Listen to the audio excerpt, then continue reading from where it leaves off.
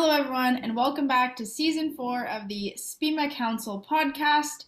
My name is Madeline Grossi, and I'm one of your co-hosts for this season, as well as the podcast administrator. Joining me today on the hosting side and co-host, and now I'll throw it over to Jackson to introduce our guest for today. Perfect. Thank you, Maddie.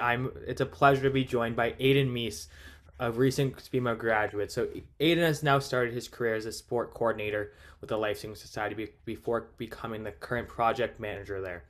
Aidan is also, like I said, Aidan's also a recent graduate. He graduated in 2021. Aidan has a wealth of knowledge and experience in lifeguarding and being a swim course lead with Multisport Canada.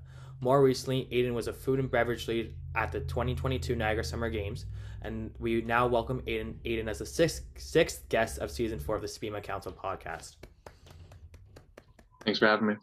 No problem. So Aidan, can you just tell us a little bit about your path and your current role as a project manager at the Life Saving Society? Yeah, totally. So I got involved with the Life Saving Society first kind of volunteering and competing in the sport when I was like 12 years old. And from there, I became a lifeguard and got to know all of their programs and such. So when I was in school at Brock, one of my classes in first year required an internship. So I interned with one of the sporting events as a meet manager for that event. And from there, I was able to learn the ins and outs of it. So when time came for an internship in fourth year, that was the proper kind of credit class, I pitched an internship to the organization because they didn't host any like typically. So I pitched one based on need because they were hosting an international event coming up. So I was able to secure that internship and eventually turn it into a part-time and then a full-time job, which was awesome. So yeah. That's great to hear. And then I know in our previous discussions, you're trying to bring awareness to the sport called life saving. So did you just want to touch on that a little bit? Of course, that'd be awesome. So essentially life saving is a niche sport. Not a lot of people know about it in this country, but it does have a lot more awareness in other countries, especially Australia. And it's built into a lot of the swimming programs in countries like Italy and Germany and such. Essentially, the sport is based on humanitarian values. It was first developed as training opportunities for lifeguards. The sport's been around for over 100 years. But essentially it revolves around swimming events on the waterfront as well as in the pool, and is variations of different rescue skills that are required. So diving underneath the water, carrying mannequins on the surface as well as up from the bottom. And then the waterfront events vary from running, swimming, as well as paddleboarding, and a kayaking variation. And so the sport is mostly based on, speed and race styles, but there are elements of life saving and lifeguarding in there that's meant to allow lifeguards to train and improve. But our sport is only open to people with a bronze medallion with the Life Saving Society. So you need some sort of entry level rescue skills or knowledge to be able to compete in the sport. So yeah. No, for sure. Yeah, I know, Aidan, that's awesome. I know personally, like that was one of the big things when I was a child my parents wanted me to have is like I went to swimming lessons. I did all my swimming courses, and honestly, I think I actually did my bronze medallion, but then there was like that gap in between where you had to wait to do the next one, and then by the time I got there, I just like wasn't about it anymore. No, Maddie, I was the same way. The skill and yeah, and definitely a fundamental skill. I mean, I grew up living on a lake and still do at home. So, I mean, I love swimming and I love the water. But next question we have here is, a lot of people that listen to this podcast are students at Brock in SPIMA, hopefully. So, what has been your biggest learning curve after graduating and like jumping into the sport industry? Because you were once in our shoes, so good to hear some of your experience. Yeah, totally. The biggest learning curve by far is I spent most of my degree wishing that I was going to be in the work industry and wanting to work and being out of school. I was never a fan of school. I love my time at Brock and in SPIMA, but for me, I always felt that the workplace was going to be it. And then you get into the workplace and you're like, oh, this is not exactly what I thought it was going to be.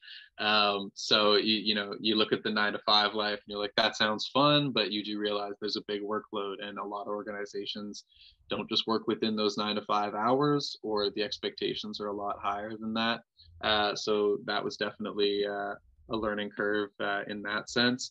And then even within my organization, there's a lot of little things where just, you know, you think you want to get something done in sport and you have your job and how they present it to you. And you go out to do that task and you ask another department, let's say communications, for some help, and they come back to you and they go, well, if you want that done, it'll be another 4 months till we can get to it. And you're like, oh, but that doesn't work with my current plan. So now all of a sudden you have to adapt and figure out how to work with other departments and stuff.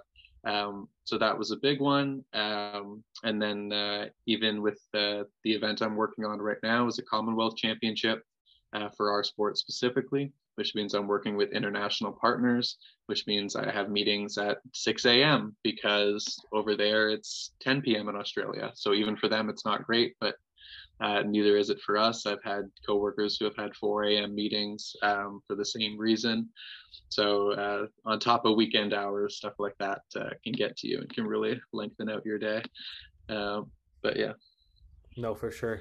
Yeah, and I'd say that's even something that maybe some students are starting to figure out, you know, like in summer jobs or internships is sometimes it's a little bit glorified, and then once you get in there, it's a little bit of reality. Not for some people, but I think that's a really cool part of the industry to learn about. So No, for sure. And I'm not a morning person, so some of those 5 a.m., 6 a.m. meetings definitely No, me would. neither. oh, I know, I can work Jackson. till We have 10 p.m., but yeah, Jackson. We have 8 a.m. together. I'm aware you're not a morning person. Hey, I am up, I am moving, I am smiling in every class. I don't know what you're talking about. So, and then Aiden, as not many people know, obviously, I had the pleasure of working alongside of you at the Niagara Summer Games.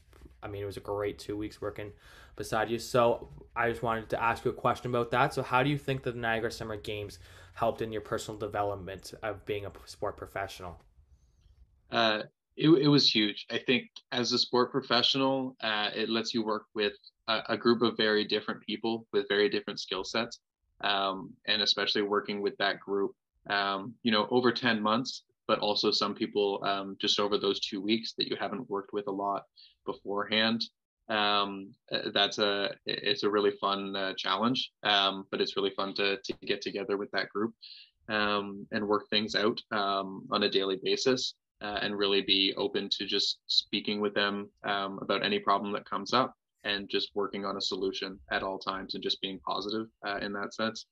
We were really lucky to have an amazing group at the Niagara Summer Games at Southward Park in Grimsby, and it went really well for us, and we heard of other people having challenges, and that's just part of it, but bringing it back to what I do and what I love is working at sporting events, and that's mainly what I manage with the Life Saving Society is the life saving sport competitions and such over the course of the year. And seeing an event of that size was huge for me, especially currently planning an international championship, um, being that this is, you know, my essentially my first year with the organization.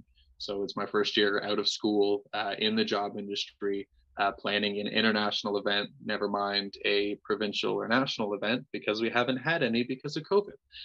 So doing all that while kind of never having done one was pretty daunting, and the summer games were huge for me to get a lot of to just see it in action and to see what can go wrong and what different things you have to consider. And we saw between, you know, our group of 20 volunteer leads, and these were all volunteers, and how much we needed to collaborate on a daily basis and how much we needed to know about each other's areas. And it's something that I immediately brought back and started implementing different plans into my event, because there's just so much that happens on site that you can't account for, that you do want to be prepared for. And it's something they did a really good job at, that I've started implementing a lot of their things, as well as, changing stuff that didn't go well.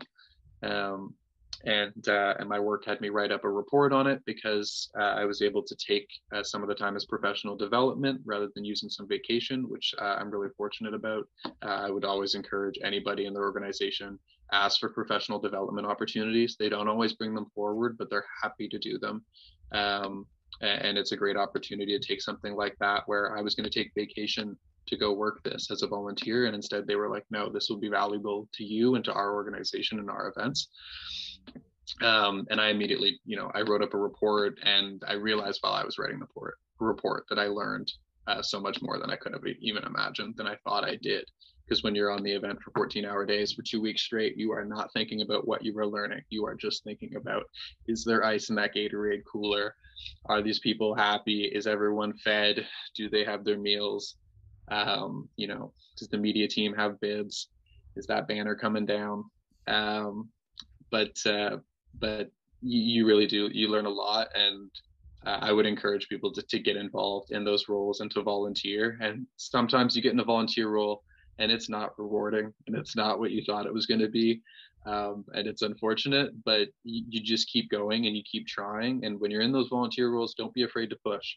Don't be afraid to try and get involved, try and take a bigger role at the event, because what's the worst thing they can do? Fire you? So it's one of those things. Take risks with those volunteer roles, because they're going to benefit you in the long term. And it's just stuff that, when you're working on a daily basis, you can learn and you can do stuff, but there's expectations of you, and there's a job at hand to get done. And so there's less opportunities and less time to spend learning, and more time spending just figuring it out and trial and error. So you can really take advantage of that at a volunteer event like that. No, for sure. Because I remember me and you were even talking about it, where start of the event we are like, man, this could be a long 2 weeks, but then time flew by, and it was just because we were always on the go. It was go, go, go, and people were asking me about it. I'm like, it honestly, volunteering, I didn't know the impact volunteering could have, and you could hear. We heard it from the athletes, we heard it from the community, we heard it from the other volunteers about how much of an impact volunteering makes. So I think that was one of the biggest impacts of my SPEMA career already. It's just already knowing how much volunteering can give back to a community, and it's almost kind of inspired me to continue to volunteer and try and give back to communities for sure. Yeah, and similarly, I know in my summer job, like you work so hard leading up to an event, and then the event happens and it's long days, and like everything kind of flies over your head and you don't really realize what's happening, and then it's like the end of 2 weeks and you go, like I've had, you're just, I even like wasn't even tired because you just get up every day and you just keep going. Like I had no time to think about being Crazy. tired, that I just kept going. So yeah, that's one part of sport I know I really enjoy. I mean, I like a schedule and I like a plan. So sometimes I struggle with like, well, we need this done and you need to be here longer, and I'm like, well, that wasn't in my plan, but I guess we have to do it, right? So big learning curve and part of sport, and that's why we're all here. But you know, we love to talk about the industry, but we also like to have some real life sports talk, and pick your brains about the different avenue you're in. So, what are your thoughts on Penny Alexiak and Michael Phelps? Two of like the goats of swimming. Kind of down your lane there. So, what are your thoughts? 100%. I'll preface this. I was not a swimmer as a kid. When I went into these life-saving events, I was like, put me on a paddleboard, put me in the sand. I was not a swimmer, which is hilarious to tell people, because I'll tell people I was a lifeguard for 5 years and I'm a terrible swimmer, and they're shocked because they're like, that doesn't go together. You can't be a terrible swimmer. And I'm like, well, I'm not terrible. I'm just slow, as per competitive swimming standards. I meet all the lifeguard standards, but I'm not too quick, and I'm definitely not Michael Phelps by any sense of it. But I mean, both of them have been so good so far, and I mean, Penny Alexa, obviously, her career is still happening. It's still going on, but uh, you know, Michael Phelps is forever the goat, and you could try and get around it. You could try and argue that somebody else is there or that somebody else will come along, but I just don't see it happening. People like that with their like the length of their reign and how much they've won. If anybody's an F1 fan, Lewis Hamilton is similar as far as an individual sport that's just had somebody with that much dominance. Serena Williams leaving lately. People like that you'll just never overcome, and there won't be any question about who was the GOAT. There's no Jordan or LeBron or Steph or anybody. He's number one. Penny's really interesting though, especially because of how young she was, and that's the nature of the sport is these kids are going after Olympic trials at 14, 15 years old, which is crazy. But it's funny to hear the stories and on podcasts and stuff of Penny going back to class after she was done at the Olympics. And she just walks into class and she has to just deal with everybody asking questions about her and everything like that. So that's really cool to think about, and it'd definitely be weird to be sitting beside an Olympic gold medalist in math class in high school. I can't imagine, and trying to ask your classmate's autograph is a pretty odd thing to have to do, but no, they're elite by any standard. No, I think my favorite. Oh, sorry, Jackson. I think my favorite video of Penny is at the Leaf game last year, and like all of her medals got tangled, and she's untangling it. Like that's just literally like bragging that you're so good, but like I have too many medals that they just get knotted up all together. It's just like it's so cool. I thought it was so funny, and like yeah, it's mixed in with that high school awkwardness that you're just like, oh yeah, this is just a child who's out there like playing with her necklace. Yeah, like we even talked about, like not too many of us are morning people here, so I can't even imagine 8 a.m. math class. You walk in, you go like, oh, how was your weekend?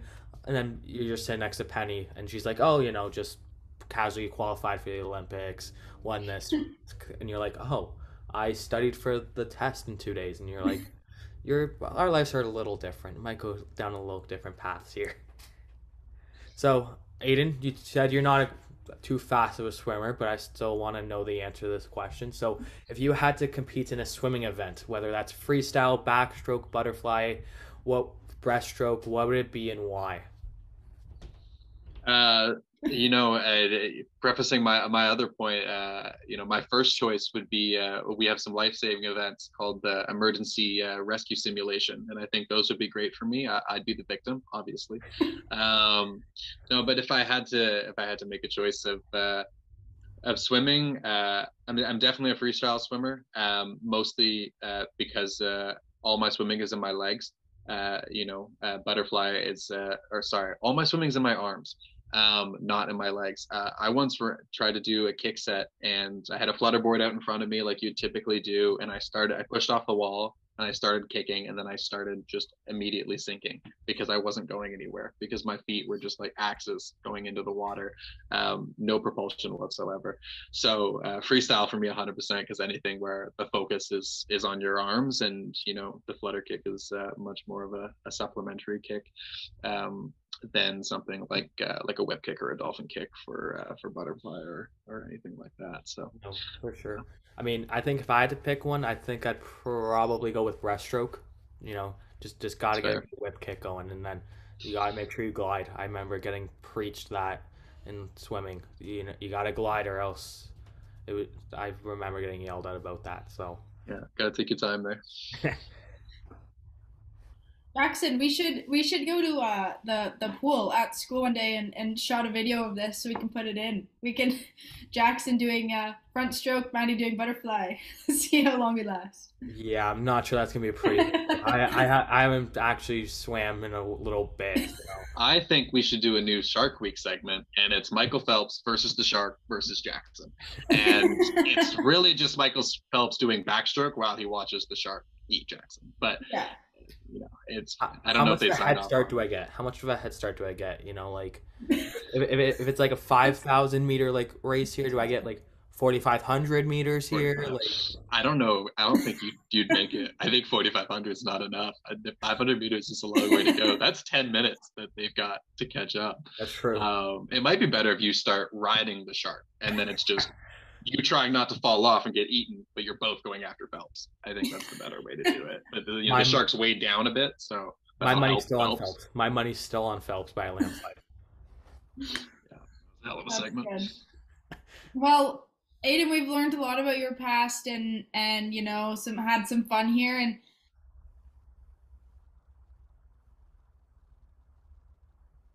or something you wish you did at Brock during your time here that you didn't do, or maybe something that you did do that you suggest that students do as well. Totally. I've had a tough time thinking of what I would have done differently at Brock. I feel like in first year, I filled my plate. I looked for a job off the bat, and I ended up with two jobs, officiating at Brock and officiating um, ice hockey in Thorold.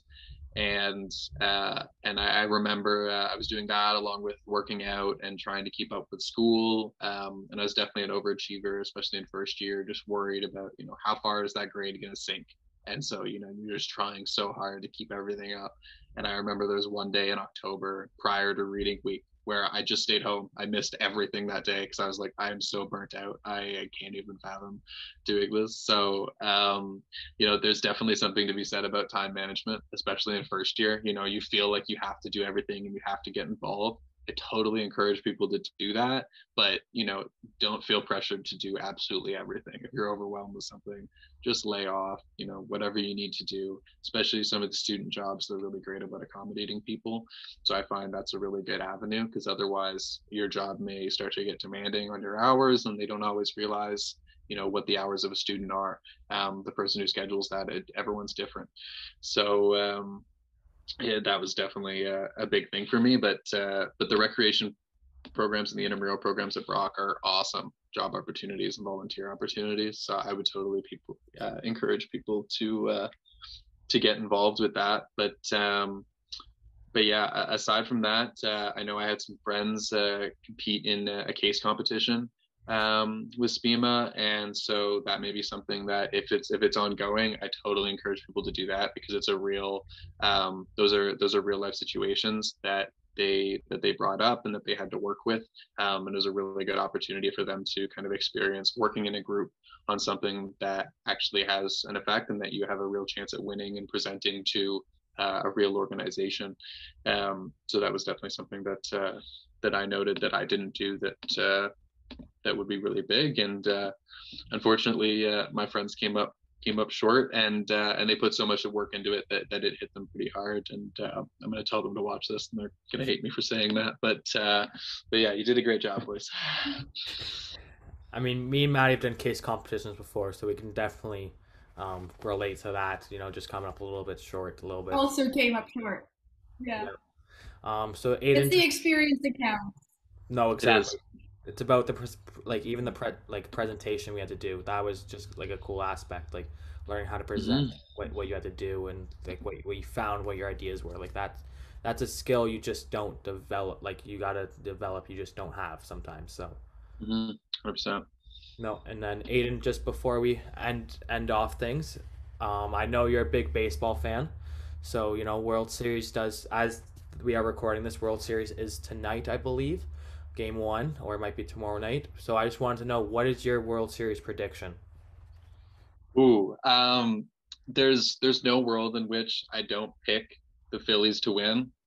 One, I love a hot team. I love a team that's coming from the bottom and that's really like come up on their own. Got to respect the fans for climbing those poles in the city, regardless of whether or not they grease them.